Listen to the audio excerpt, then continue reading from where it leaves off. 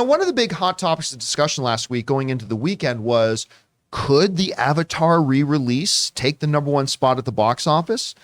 And we knew that Don't Worry Darling was projected to make around 20, and it did, made about 19 something. And so really the question was, could Avatar make that domestically? And I said, no, probably not. I mean, it was possible, but probably wouldn't make that much. And it didn't. It ended up making 10 million domestically.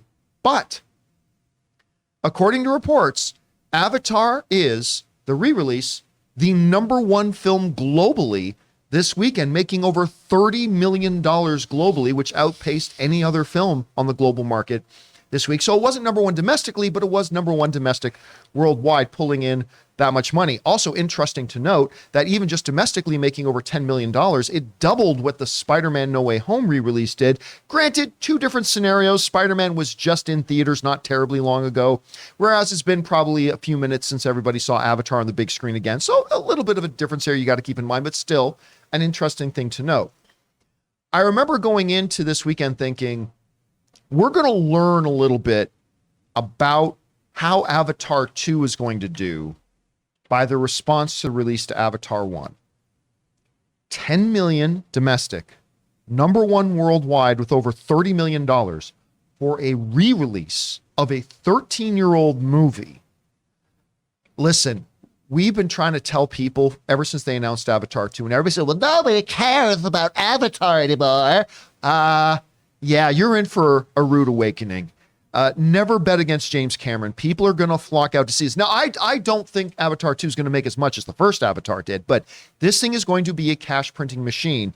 And this weekend, I think, just proves it. Rob, we were discussing whether or not it could beat Don't Worry Darling, and obviously it didn't at the North American box office. We didn't think it could, but number one worldwide, $30 million on a re-release. What's your take on this? Never bet against Jimmy C. I mean, we've been saying this for years, John. Years. I've been streaming with you since 2018. And how many times have we said, never bet against James Cameron?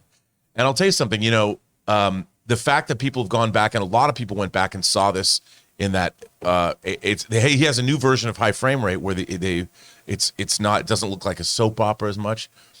IMAX 3D did very well. This re-release, people are going back and they're seeing the spectacle of it. He's delivering the goods. I mean, like you said, is it going to make as much money as the original Avatar? Don't know. But I'll tell you something. This movie, Avatar wears its heart on its sleeve. And I think in this day and age, there's no ambiguity here. You're going to get transported to Pandora.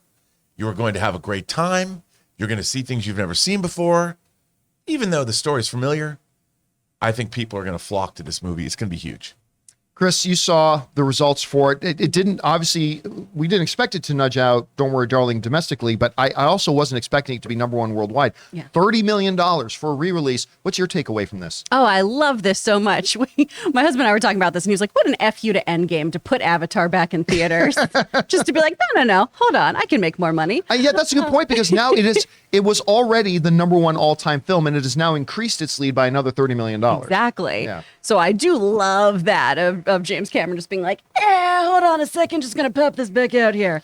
I'm so excited to go see this in IMAX. I loved seeing this on the big screens for the first time. It is something that I rewatch a lot, but it doesn't feel the same at home. So I know I'm going to get back out there. I think a lot of people are doing the same. I'm really excited to talk to people who missed it the first time. Like Amy Newman, I know didn't see this before. She posted that it was all right, and I want to talk to her about it. I'm excited to see how this is for somebody with fresh eyes who's never seen the movie.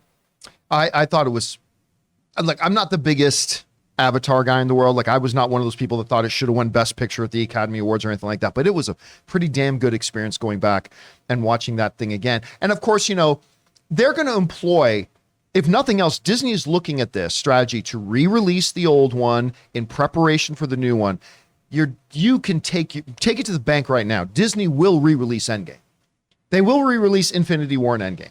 Prior to like Avengers Kang Dynasty and Avengers Secret Wars, they will re-release that as well. But now, will it do as well as Avatar did? Can it retake the number one spot at the box office? Either way, Disney wins. But guys, question is for you. What do you think about this? The re-release of a 13-year-old movie is the number one film globally. How do you guys see that? And what's your main takeaway from it? Whatever it is, jump down to the comment section below and leave your thoughts there.